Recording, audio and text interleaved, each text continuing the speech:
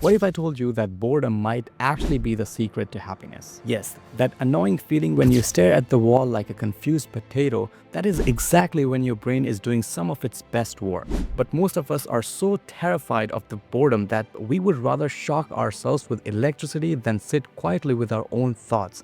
And yes, this was done in a real experiment. People literally pressed a button to get zapped, because sitting bored was even worse. So why are we just allergic to boredom? Or are we just avoiding that one thing that can actually save our mental health? So stick with me, because today we're gonna talk about the surprising power of boredom. And trust me, you are gonna look at your boring bus ride or waiting in line in a totally different way after this. So this idea comes from Harvard professor Arthur C. Brooks. He says boredom is not a bug. It's a feature, and it unlocks creativity, activates a powerful brain network, and might even protect you from depression. So think about it. The moment you feel bored, you're sitting in traffic, you're standing in line, you're eating the world's slowest salad. What do?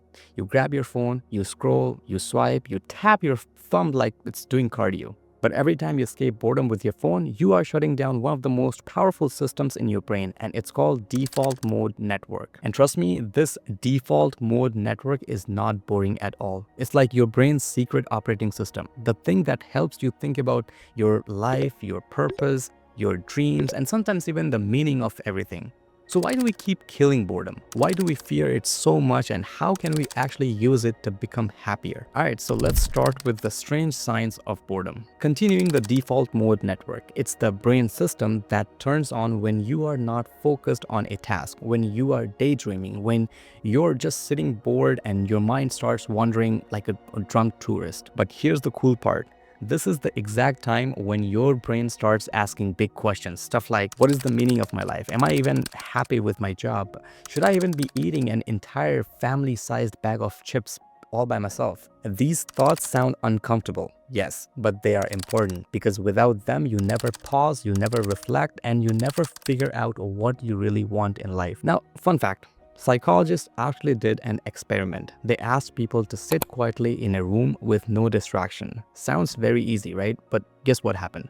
Within minutes, people lost their minds. Many of them chose to give themselves electric shocks rather than just sit there bored. Like, imagine being so scared of your own thoughts that you're like just allergic to boredom. But by avoiding boredom, we're just shutting down this powerful brain system that gives us meaning. And if you remove meaning, you invite something else into your life. And you know what it is?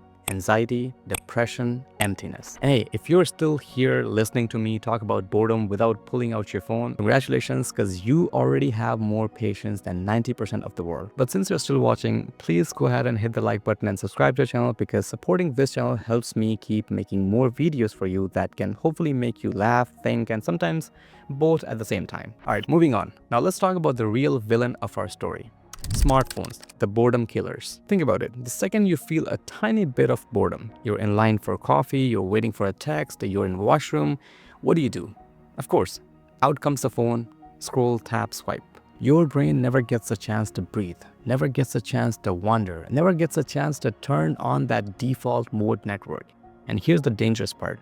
Phones trick your brain with dopamine. Every like, every notification, every silly video is like a little shot of pleasure. But too much dopamine and your brain becomes like a spoiled child. It wants candy all the times and refuses to eat the vegetables. So now the moment you feel even a second of boredom, your brain screams, where is my phone? Where is my dopamine? Quick, give me some cat videos or I'm just gonna self-destruct. And slowly, this cycle kills your ability to sit quietly, reflect, and find meaning. This is why Arthur Brooks says smartphones are not just gadgets, they are boredom killers. And when the boredom dies, so does our mental health. That's why we're seeing a huge spikes in depression, anxiety, and people feeling empty inside, because we never let ourselves feel bored anymore. So how to reclaim boredom? Alright, now let's get practical. How do you actually bring boredom back into your life without going crazy? Here are some simple but powerful rules. Number 1.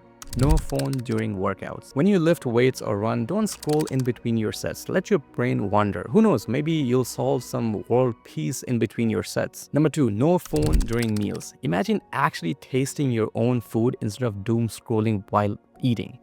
It's a very shocking idea, but it's actually amazing. Try to taste your own food. Number 3, no phones during commutes. bus rides, train rides, even walking. Leave the phone in your pocket. Yeah, maybe you can listen to music and let your brain float. Number 4, device boundaries. Arthur himself has a rule: no phone after 7 p.m. It's like digital bedtime. At first, it feels like torture. Then it feels like freedom.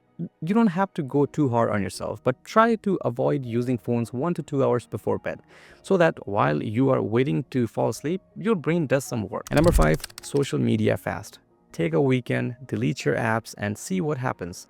Spoiler alert, the world does not collapse, but you might just feel lighter. These are not crazy rules. They are small changes, but they help your brain remember how to sit quietly, reflect, and find meaning again. So here's the final truth bomb. Boredom feels bad, but it's like eating broccoli. Nobody wakes up excited for broccoli, but your body loves it. When you're bored, your brain goes into reflection mode. You think about your life, you think about your future. Sometimes you even get your best creative ideas. Boredom is a cognitive necessity, meaning without it, you miss out on deep thinking. Yes, boredom is uncomfortable, but it's not your enemy. Maybe it's your uncomfortable friend who always tells you the truth, but you just don't want to hear. So what's the longest time you can go without touching your phone? 1 hour, 2 hours, a whole day? Let me know in the comments and click on this video to watch more valuable contents just like this, and I'll see you in the next one.